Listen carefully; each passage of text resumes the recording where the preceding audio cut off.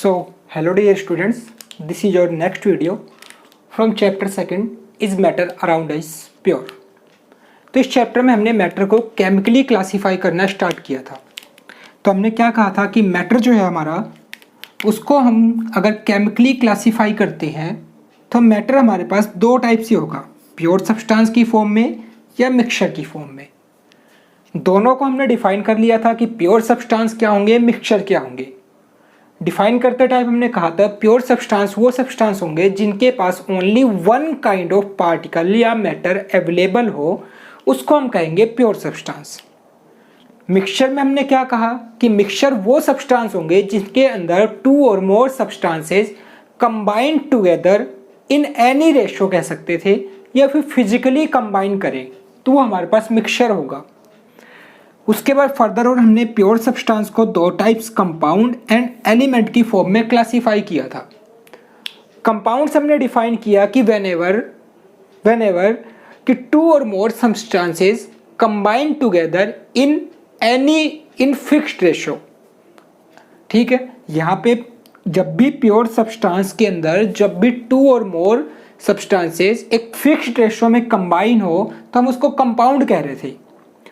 Element क्या होता था, एलिमेंट भी क्या होगा, एक प्योर सब्सटेंस होगा, जो कि क्या होगा यहाँ पे एक प्योर सब्सटेंस है जिसको हम क्या कह रहे हैं, एलिमेंट कह रहे हैं। एलिमेंट को फर्दर ऑन हम यहाँ पे स्टडी कर सकते थे कि इसके अंदर क्या होगा, it is this pure form, pure substance होगा which contain atoms and molecules, only one kind of particle contain करेगा, वो क्या कहलाएगा, elements. Only one kind of atoms, इसमें हमारे पास only one kind of molecules या पार्टिकल्स हो सकते हैं, इसमें only one kind of atom.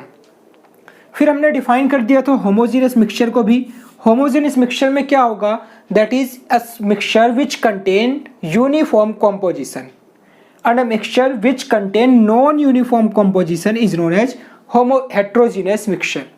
तो ये पार्ट हमने क्लासीफाई कर दिया था। अब हम बात कर लेते हैं मिक्सचर और कंपाउंड की कुछ प्रॉपर्टीज के बारे में कि मिक्सचर और कंपाउंड्स जो है उनकी फिजिकल प्रॉपर्टीज या केमिकल प्रॉपर्टीज क्या होंगी, उसके बारे में हम एक डिफरेंस समझ लेते हैं कि मिक्सचर और कंपाउंड में हम कैसे डिफरेंशिएट कर सकते हैं।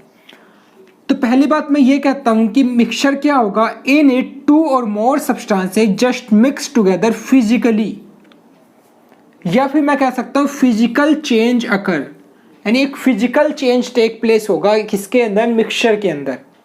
फॉर एग्जाम्पल मैं कहता हूँ जैसे सैंड है और इसमें मैंने शुगर ऐड कर दिया, सैंड में हमने शुगर ऐड किया, तो सैंड में शुगर को हमने फिजिकली ऐड किया ना, कोई उसके अंदर केमिकल रिएक्शन तो नहीं कराई, किसी भी रेशियो में कंबाइन कर दिया। ये तो मैं कह नहीं रहा हूँ कि 1:3 या 1:2 में कंबाइन करो, भाई एक पर्टिकुलर अमाउंट सैंड ली, पर्टिकुलर अमाउंट शुगर लिए, दोनों को ऐड कर दिया, वो एक मिक्सचर बन गया, तो उसको हम क्या बोल रहे हैं, मिक्सचर हो गया, वो एक फिजिकल चेंज होगा।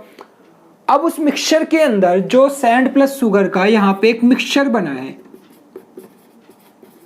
उस मिक्सचर के अंदर सैंड के भी पार्टिकल्स होंगे, शुगर के पार्टिकल्स भी होंगे। क्या इन दोनों को कंबाइन करके कोई नया एलिमेंट बना है? और जब भी कॉम्बिनेशन पे कोई नया एलिमेंट या नया सब्सटेंस ना बने, इट मीन्स एक फिजिकल चेंज होगा। तो हमने सेकंड पॉइंट यही कहा था कि फिजिकल चेंज अगर होगा। तीसरी बात मैं कह रहा हूं कि can be easily separated by any physical method, कोई एक फिजिकल मेथड लगाए और उससे हम सेपरेट आउट कर सके। मान लो मैं कहता हूं सैंड प्लस शुगर का पार्टिकल है, यहाँ पे मैं कहता हूं इनमें से सैंड के पार्टिकल साइज में थोड़े स्मॉल हैं as compare to sugar particles, तो मैं यहाँ पे क्या लगाता हूँ, एक फिल्ट्रेशन टाइप की यहाँ पे एक नेट लगाता हूँ कुछ इस तरह से, और इसमें से मैं सैंड प्लस शुगर का पार्टिकल इसके में से पास आउट करता हूँ। इसके पोर्स इतने स्मॉल है कि सैंड के पार्टिकल्स तो इसमें से चले जाएंगे, बट शुगर के पार्टिकल इसके ऊपर रह जाएंगे। तो जब मैं कंप्लीट मिक्सचर को इसमें से पास कर दूंगा तो सैंड के पार्टिकल तो नीचे चले गए और शुगर के पार्टिकल इसके ऊपर रह गए। तो मैंने एक फिजिकल मेथड से सैंड और शुगर को सेपरेट कर दिया। इट मीन्स मिक्सचर को हम फिजिकल मेथड से सेपरेट आउट कर सकते हैं। बात समझ में आई? नेक्स्ट मैं कहता हूं it's show property of its constituent. इसका मतलब क्या है, जो हमारा मिक्सचर बना उसके अंदर सैंड भी है, शुगर भी है, मिक्सअप करने पे सैंड भी है और शुगर भी है, इट मीन्स उसके अंदर सैंड की भी प्रॉपर्टी होगी और शुगर की भी प्रॉपर्टी होगी, क्योंकि कोई नया एलिमेंट तो बना नहीं है। तो वो मिक्सचर प्रॉपर्टी शो करेगा सैंड की भी और शुगर की भी। तो सैंड और शुगर इसके क्या थे, कॉन्स्टेंट एलिमेंट्स, कॉन्स्टेंट पार्टिकल्स, तो इनकी प्रॉपर्टी भी ये यहाँ पे शो करेगा।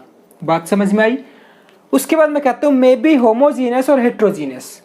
जो मिक्सचर होगा वो होमोजीनस भी हो सकता है और हेट्रोजीनस भी। अभी हम डिफाइन करके आ चुके हैं कि मिक्सचर होमोजीनस भी हो सकता है और मिक्सचर हेट्रोजीनस भी हो सकता है। जैसे ये मिक्सचर होगा सैंड प्लस शुगर का, ये जनरली हमारे पास कैसा होगा, हेट्रोजीनियस या होमोजीनस। इमेजिन करके देखो, सैंड को हमने शुगर में ऐड किया और ऐड करने के बाद जो तुम्हारे पास एक मिक्सचर कंबाइन हुआ, मान लो ये एक मिक्सचर कंबाइन हुआ, इस मिक्सचर में तुम कोई भी सैंपल उठाओ, मान लो एक सैंपल उठाओ तो एक सैंपल ये, क्या दोनों सैंपल के अंदर सैंड और शुगर की अमाउंट इक्वल होगी? भाई मे बी रेंडमली हो भी जाए by chance, but most probable है कि इन दोनों की अमाउंट इक्वल नहीं होगी, मतलब हेट्रोजीनियस मिक्सचर में कह सकता हूँ। या फिर और बेटर एग्जांपल कह सकते हो सैंड प्लस वाटर का कह दो।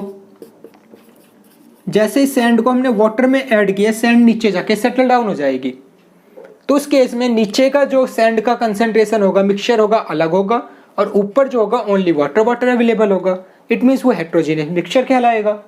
बट वहीं मैं सैंड शुगर वाटर के साथ शुगर को ऐड करता हूँ, वाटर के साथ शुगर को ऐड किया तो शुगर वाटर के अंदर कंप्लीटली डिजोल्व हो जाएगी। डिजोल्व होने के बाद जो उस शुगर में वाटर के अंदर जो शुगर की वजह से स्वीटनेस आएगी, वो sweetness throughout the water क्या होगी, exactly similar. It means sugar की इक्वल अमाउंट वाटर के अंदर डिजोल्व हो चुकी है। इट मीन्स वो वाटर का सॉल्यूशन शुगर के साथ कैसा सॉल्यूशन बना रहा है, homogeneous. So we can say that mixture can be homogeneous as well as heterogeneous. And last point that is mixture के बॉइलिंग पॉइंट और मेल्टिंग पॉइंट फिक्स नहीं होते। कोई भी एक मिक्सचर है, सपोज मैं सैंड प्लस शुगर का एक मिक्सचर बना रहा हूँ। फर्स्ट केस में मैंने सैंड और शुगर की अमाउंट कोई भी डेफिनेट नहीं थी। सपोज मैं कहता हूँ सैंड 20 ग्राम ऐड कर दिया, शुगर 50 ग्राम ऐड कर दिया। सेकेंड ट्रायल में मैं कहता हूँ सैंड को 50 ग्राम ऐड कर दिया, शुगर को 100 ग्राम ऐड कर दिया। अब दोनों मिक्सचर में सैंड और शुगर का रेशियो क्या है, अलग अलग है। तो मैं क्या कह सकता हूँ, दोनों मिक्सचर का मेल्टिंग पॉइंट या बॉइलिंग पॉइंट सेम होगा? भाई डेफिनेटली सेम तो नहीं होगा।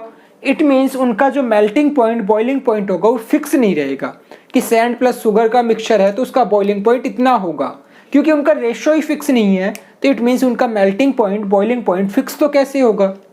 बात समझ में आ चुकी है। तो ये मिक्सचर की कुछ प्रॉपर्टीज होंगी। अब मैं बात कर लेता हूँ कंपाउंड्स के बारे में। कंपाउंड्स में मैं कहता हूँ कि सब्सटेंस केमिकली रिएक्ट टुगेदर। जब भी कोई कंपाउंड बनेगा उसमें सब्सटेंसेस कैसे कंबाइन कर रहे हैं, केमिकली रिएक्ट कर रहे हैं। मतलब एक केमिकल चेंज अकर होगा यहाँ पे। केमिकल चेंज का मतलब क्या होगा वो समझो। अभी हम केमिकल और फिजिकल चेंज को ही पढ़ेंगे next topic.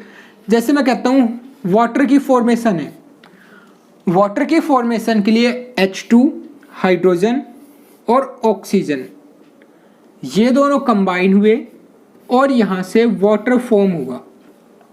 H2 plus O2 दोनों कंबाइन होके H2O बना रहे हैं। तो इस केस में जो H2O हमारे पास मिलेगा वाटर, उसमें ओनली जो हाइड्रोजन की प्रॉपर्टी थी या जो ऑक्सीजन की प्रॉपर्टी थी वो प्रॉपर्टी ये शो नहीं करेगा, ये अपनी खुद की प्रॉपर्टी शो करेगा, क्योंकि इसके अंदर हाइड्रोजन ऑक्सीजन फ्री स्टेट में नहीं है। ये एक दूसरे के साथ कंबाइन होकर एक नया सब्सटेंस बना चुके हैं। बात को समझो कि हाइड्रोजन ऑक्सीजन यहाँ पे फ्री स्टेट में नहीं है, ये एक दूसरे के साथ कंबाइन होकर एक नया कंपाउंड बना चुके हैं। नया कंपाउंड या नया सब्सटेंस जो बनाया उसकी प्रॉपर्टी इन दोनों की इंडिविजुअल प्रॉपर्टी से क्या होगी, अलग होगी। तो दैट्स वाई इट मीन्स मैं कह सकता हूं यहां से हाइड्रोजन और ऑक्सीजन ने एक दूसरे के साथ केमिकली बॉन्ड बना लिया है। अब वो केमिकली बॉन्ड इस तरह से बनाया कि एक नया सब्सटेंस क्रिएट हो चुका है और उस सब्सटेंस की प्रॉपर्टी इन दोनों से प्रॉपर्टी से अलग होगी। जो यहाँ पे मिक्सचर बना था सैंड प्लस शुगर का, वहां पे मिक्सचर के अंदर सैंड और शुगर दोनों की प्रॉपर्टी शो हो रही थी और दोनों की इंडिविजुअल प्रॉपर्टी को शो कर सकते थे हम। ठीक है, बट यहाँ पे जो नया सब्सटेंस बना है वो यहाँ पे अपनी खुद की प्रॉपर्टी अलग शो करेगा, इन दोनों की प्रॉपर्टी से उसकी प्रॉपर्टी का कोई लेना देना नहीं होगा, यही एंटायरली डिफरेंट प्रॉपर्टी शो करेगा। बात समझ में आई? इट मीन्स मैं कह सकता हूँ substance chemically react together, chemically एक दूसरे के साथ कंबाइन होंगे, केमिकल चेंज अगर होगा, एक केमिकल चेंज से एक नया प्रोडक्ट बन गया। Can not be separated by any physical method. अब मैं वाटर में से किसी फिजिकल मेथड से क्या हाइड्रोजन और ऑक्सीजन को अलग कर सकता हूँ? मान लो वाटर को तुम फिल्टर आउट कर दो, सेपरेट कर दो, भाई आरओ के थ्रू मान लो तुम करते हो, वाटर को सिर्फ प्योरीफाई ही कर रहे हो ना, उसमें से तो ये नहीं कि हाइड्रोजन और ऑक्सीजन को तुमने अलग कर दिया। मतलब इसके जो कंपोनेंट थे, नया सब्सटेंस बनेगा, उसके कंपोनेंट को हम किसी भी फिजिकल मेथड से अलग नहीं कर सकते, यानी it can not be separated by any physical method. Clear है? उसके बाद मैं कहता हूं it's property is entirely different from its constituent. जो अभी पॉइंट मैंने बताया कि जो इसकी प्रॉपर्टी होगी वो इनके कॉन्स्टिट्यूएंट से एंटायरली डिफरेंट होगी। क्लियर है कि इसके कॉन्स्टिट्यूएंट से एंटायरली डिफरेंट होगी। मतलब ये जो कॉन्स्टिट्यूएंट है हाइड्रोजन, ऑक्सीजन, समझने के लिए कह लो कि हाइड्रोजन हमारे पास नॉर्मली गैसियस फॉर्म में है, ऑक्सीजन गैसियस फॉर्म में, और जब दोनों को हमने कंबाइन करके वाटर फॉर्म किया तो वो नॉर्मल टेम्परेचर पे हमारे पास लिक्विड फॉर्म में है। तो यानी इन दोनों की प्रॉपर्टी तो वाटर नहीं शो कर रहा है ना, तो it means we can say that the property of new substance is entirely different from its constituent particles. Next point, it is homogeneous in nature. Homogeneous का मतलब क्या होगा? जो हमारे पास ये नया सब्सटेंस बना है, नया कंपाउंड H2O, तो मान लो मैं इस कंटेनर के अंदर H2O यहाँ पे फॉर्म कर रहा हूँ, फिल कर रहा हूँ इसको। इस H2O में मैं ये तो नहीं कह सकता कि इस वाले पोर्शन में हाइड्रोजन ज़्यादा है, ऑक्सीजन कम है, या फिर इस वाले पोर्शन में हाइड्रोजन कम है, ऑक्सीजन ज़्यादा है। दोनों ही सैंपल के अंदर हाइड्रोजन ऑक्सीजन की अमाउंट इक्वल होगी और इनका रेशो भी फिक्स रहेगा। क्या? 2:1, कि 2 हाइड्रोजन के एटम, 1 ऑक्सीजन के एटम, दोनों केमिकली कंबाइन होंगे, दोनों को सेपरेट हम नहीं कर सकते। और उसके बाद इनका मेल्टिंग पॉइंट या बॉइलिंग पॉइंट फिक्स होगा, क्योंकि वो H2O जब भी बनेगा तो उसके अंदर 2 हाइड्रोजन के एटम, 1 ऑक्सीजन का एटम, और दोनों कंबाइन के H2O बनाएंगे। मतलब वो कंपाउंड हमेशा H2O के फॉर्म में मिलेगा। मान लो वाटर की ही बात करते हो, वाटर में टैप वाटर ले लेता हूँ, एक रेन वाटर, एक पॉन्ड वाटर, एक सी वाटर ले लेता हूँ। चारों ही केस में वाटर का जो फॉर्मूला होगा वो तो H2O ही रहेगा, और चारों केस में मैं उनको बॉईल करता हूँ या मेल्ट करता हूँ। तो चारों ही केस में जब बॉईल करोगे तो 100 डिग्री सेल्सियस पे बॉईल हुआ, मतलब उसका बॉइलिंग पॉइंट क्या हो चुका है? फिक्स हो चुका है। बट इस केस में मिक्सचर में जब सैंड प्लस वाटर को हम मिक्स कर रहे थे, सैंड प्लस शुगर को, तो उसकी अमाउंट हमें नहीं पता थी कितनी अमाउंट में हमने मिक्स कर दिया। इट मीन्स उसका बॉइलिंग पॉइंट या मेल्टिंग पॉइंट फिक्स नहीं हो सकता। तो ये कुछ बेसिक से डिफरेंस है मिक्सचर और कंपाउंड्स में, इसको समझना बहुत ही ज़्यादा ज़रूरी है।